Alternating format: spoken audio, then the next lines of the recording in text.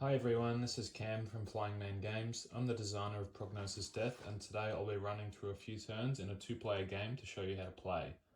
Prognosis Death is a card game for 2 to 4 players. In this game, you play as a doctor trying to treat a patient. Your objective in Prognosis Death is to either have the lowest score remaining in your hand when a player decides to end the game by discharging the patient, or the highest score in the case that the patient dies. So depending on which objective you're going after, during the game you'll either be trying to reduce the total value of your hand. The main way to do this is by playing sets of cards, or you'll be trying to increase the value of your hand while you fill up the discard area, which will kill the patient. To set up, each player is dealt 10 cards. Then, for each player, deal an additional card face up. My opponent gets recurring parasites, and I get destructive dysentery. The player whose card was closest to the start of the alphabet goes first. Once you determine the start player, put both of these face-up cards in the centre of the table. This forms the discard area. So let's have a look at the player aid to help us through our turn. Each turn consists of 4 steps. It's important to follow these steps in order. The first step in our turn, we choose to either draw a card from the deck or retrieve a card from the discard area.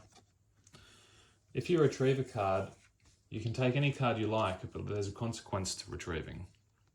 Somebody will be forced to reveal a card from their hand. The player that has to reveal a card depends on the retrieve icon that's shown in the bottom right-hand corner of the card. This icon indicates that you will have to reveal a card, and this icon indicates that you get to choose an opponent who has to then reveal a card. Every card has one of these 2 icons. So, for my first turn, I think I'm going to retrieve this dysentery card, because I think it might help me make a set later on.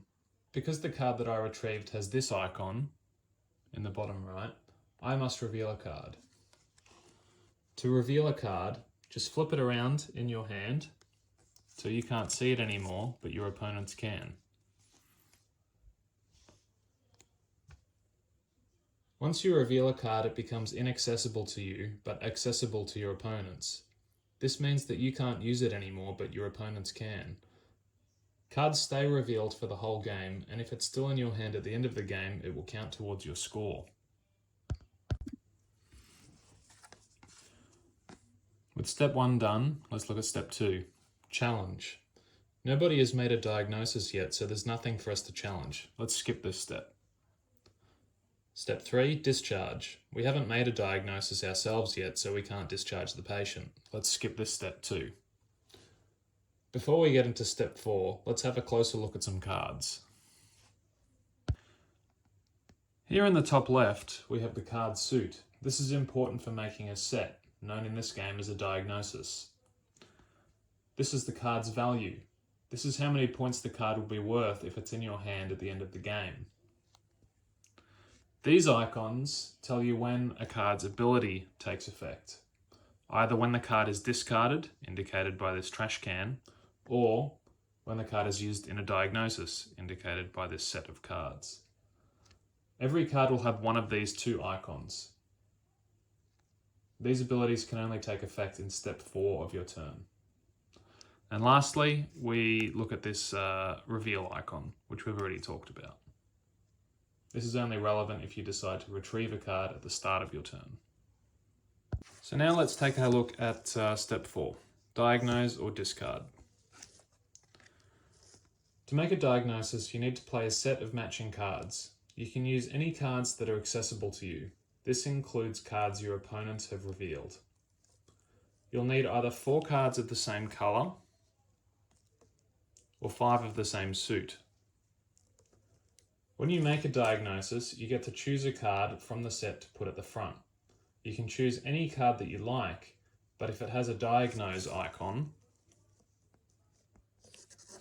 then you'll get to use its ability immediately. So for example, if I had 1 extra card in this suit, I could make a diagnosis, and maybe I would put either weakness, which lets me use this ability, or I would put boils at the front, which lets me use this ability. Once you make a diagnosis, you simply put it in play in front of you. With that being said, players can't make a diagnosis on their first turn. So I'm going to have to choose a card to discard. Choose any card that you have in your hand that you have access to and add it to the discard area. If it has a discard icon, then you must perform its effect immediately. So I can't discard this card because I don't have access to it anymore. So instead, I'm going to discard this number 10, Plague. It has a discard icon, which means when I discard it, I get to draw a card.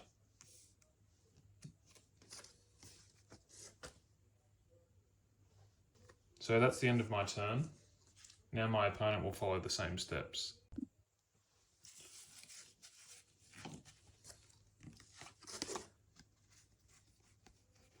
So, step 1, draw or retrieve.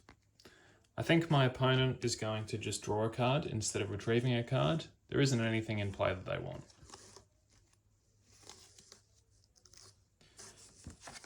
Step 2, challenge. Nobody's made a diagnosis yet, so there's nothing for them to challenge. They skip this step. Discharge. They haven't made a diagnosis yet, so they can't discharge the patient. They skip this step too.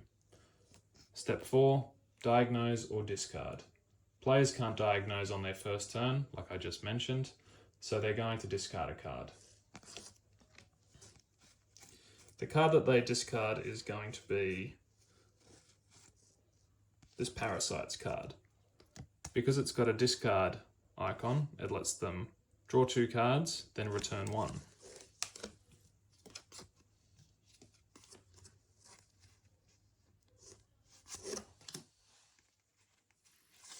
And that's the end of the opponent's turn. So now we're back to my turn. Step 1, draw or retrieve. I'm going to choose to retrieve a card, and I think I'm going to retrieve this Parasites card. Because it has this icon, means my opponent will have to reveal a card of their choice. Let's see what they reveal.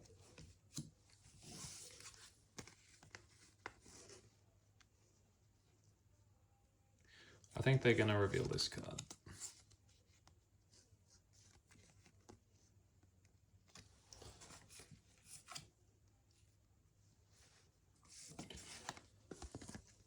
Step 2, challenge. Still no diagnosis has been made, so we skip this step again. Step 3, discharge. We still have no diagnosis of our own, so we skip this step as well. Step 4, diagnose or discard. We're now allowed to diagnose because it's past our first turn.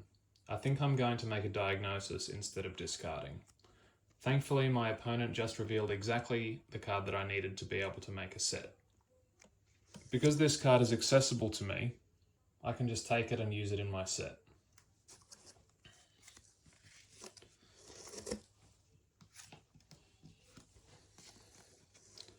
So now I can make a set of these Band-Aid suited cards because I have 5 of them.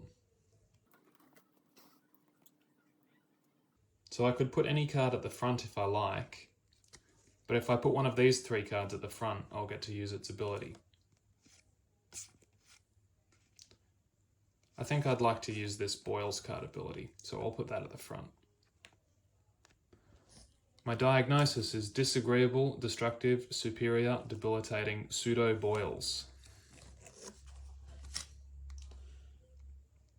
The ability on Boils lets me draw 2 and then return 2. So I'll draw 2 cards and add them to my hand. And then I will return 2 cards from my hand to the top of the deck. Let's choose this number 8. And this number 7. And that's the end of my second turn.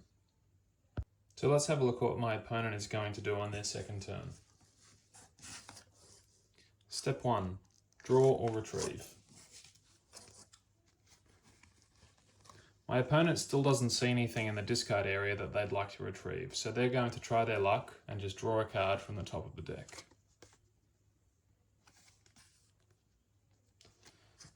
Step 2.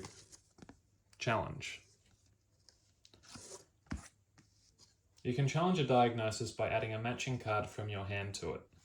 My opponent has a Band-Aid suited card which matches my diagnosis that I made last turn. There are two benefits to challenging. You can get rid of cards from your hand, reducing the total score, and a player who has had one of their diagnoses challenged since their last turn can't discharge the patient on their next turn. You could also challenge yourself if you wanted to, just to get rid of some extra cards. You can repeat the challenge step as many times as you like in a turn. Now that my opponent has challenged me, I won't be able to discharge the patient on my next turn, which might have been something I was thinking about doing. Step 3. Discharge. My opponent still hasn't got a diagnosis, so they can't discharge the patient. Step 4. Diagnose or discard. My opponent doesn't have a diagnosis that they want to make, so they're going to choose to discard a card again. They're going to discard this dysentery card. Its discard ability lets them draw or retrieve one, then discard one card face down. They're going to choose to draw a card off the top of the deck, and then they're going to discard one of the cards from their hand face down. And that's the end of my opponent's. So now for my third turn. Step 1. Draw or retrieve. I'm going to choose to retrieve a card from the discard area because I want to keep cards out of that area if possible. I don't want the patient dying before I get a chance to discharge them. The card that I retrieve has the I reveal icon, which means that I have to reveal a card. I'm going to choose to reveal this number 5. Step 2. Challenge. I don't have any matching cards to add to my own diagnosis, and my opponent doesn't have a diagnosis either, so I'm going to skip this step. Step 3. Discharge. My opponent challenged me last turn, so I'm not allowed to discharge the patient. In the discharge step, the game can end simply by choosing to discharge the patient, provided you haven't been challenged since your last turn and you've made at least one diagnosis. If a patient is discharged, we proceed to the endgame steps, shown on the player aid, and all other players get a chance to use their accessible cards to challenge or make their own diagnosis. After this is done, the lowest scoring hand wins, and the player scores including any cards they have had revealed. Sometimes, even though you can discharge the patient, it might not be the best choice unless you're confident you have a lower score in hand than your opponent. Because players also get one last chance to make a diagnosis, there's often a chance that they've been bluffing and are holding a whole set in their hand, waiting for you to discharge the patient for them. So the total score in my hand is still relatively high, with an 8, a 7, and some 5s. I don't quite feel comfortable in discharging the patient. Even if my opponent hadn't challenged me, I'm not sure that I would have yet. Step 4. Diagnose or discard. I don't have the right cards for another diagnosis yet, so I'm going to discard another card. I'm going to choose to discard this 3. It doesn't have a discard icon, so I don't get a discard effect. From here, play will proceed back and forth until a player discharges the patient or the patient dies. So far in this game, it looks like my opponent might be trying to kill the patient, but things can change quickly. If you have any questions, check out the frequently asked questions in the back of the rulebook. If there are any other questions that you can't find the answers to, feel free to leave us a comment.